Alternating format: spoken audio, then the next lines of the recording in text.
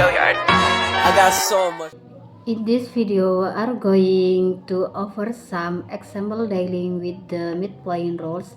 So let's begin. So let's say if we have 2 graphy y equals x squared and let's graphy it. So it looks something like they were just going to focus on the right side of the graphy now. Let's determine the area under the curve from 0 to 8. Let's see if we can estimate it using the midpoint rules, and we are going to break it into 4 subintervals to calculate the length of our subinterval. You can ask the formula delta X is B minus A divided by N, so we want to fit the area over the closed interval from 0 to X, so A is 0, B is X, so X minus 0 divided by 4 is 2. So the length of X subinterval is 2 so that delta X starting from the midpoint of 0 and 2, which is here, and the midpoint of 2 and 4, which is the midpoint of 4 and 6, that 5, and the midpoint of 6 and 8, that 7. So we're going to draw an rectangle where the line intersect the point. So a portion of the rectangle will be outside of the curve and a portion of it will be inside or within the curve. So the midpoint rule, it calculates the area of those four rectangle and it approximates the area under the curve from 0 to 8. Now as you can see, there's some part that has not been accounted for in white, and also there's some part that have been that shouldn't be accounted for also in white, and so the midpoint rule is a good approximation for estimation the area under curve compared to the area using the left endpoint and the right endpoint. To calculate the area of each rectangle, we need to multiply the width of the rectangle, which is delta x, times the height of each rectangle, which is the y value and correspond to a certain x value, or you could say that basically fx at some sample point x or x sub I.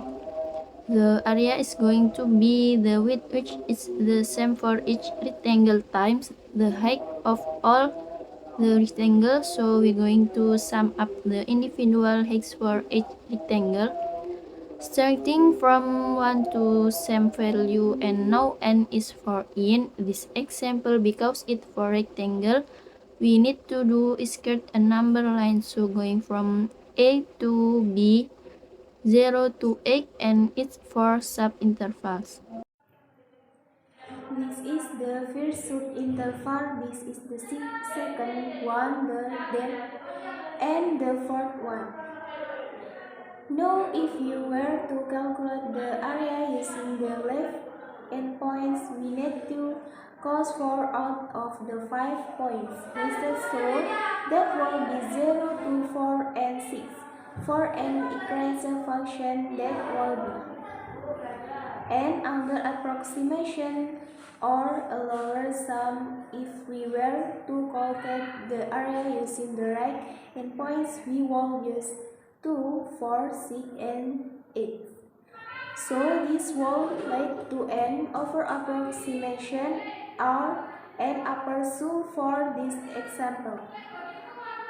But using the midpoint rule, we are going to get the points in the middle of x subinterval, so that's going to be at 1, 3, 5, and 7. So the area is going to be delta x times the sum of all of those the heights of the rectangles, so it's going to be at 1 and 3, 5 and 7.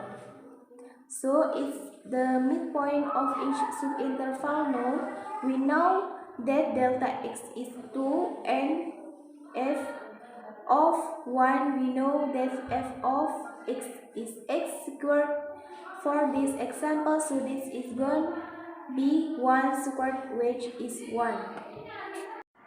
3 squared is 9, 5 squared is 25, and this is supposed to be a 7. I don't know why I put a 6 here. 7 squared is 49, so first let's add 1.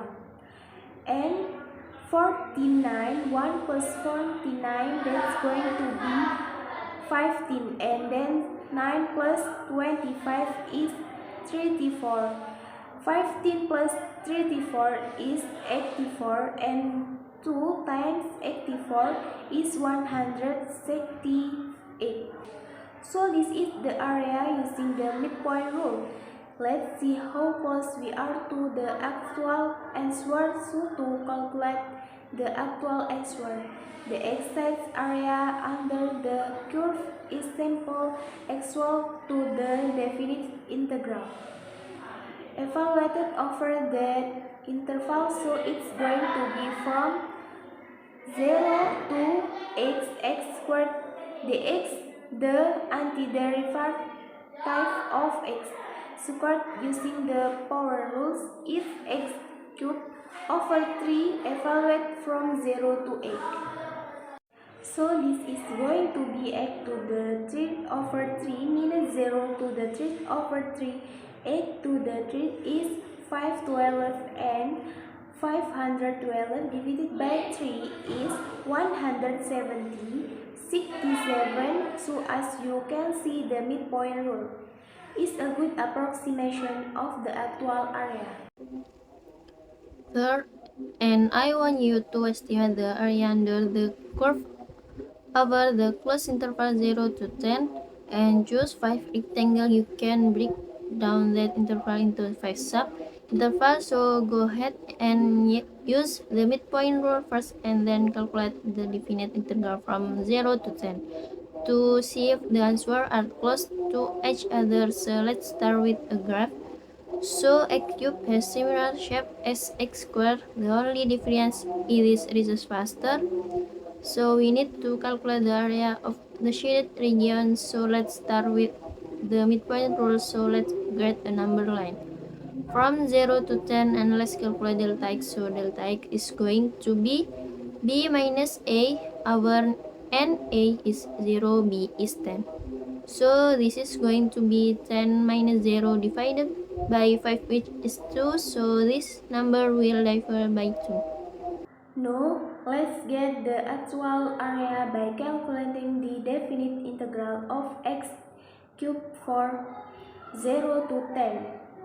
So the antiderivative of x raised to the 3rd power is going to be x to the 4th power divided by 4. So this is going to be 10 to the 4th power over 4 minus 0 to the 4th power over 4.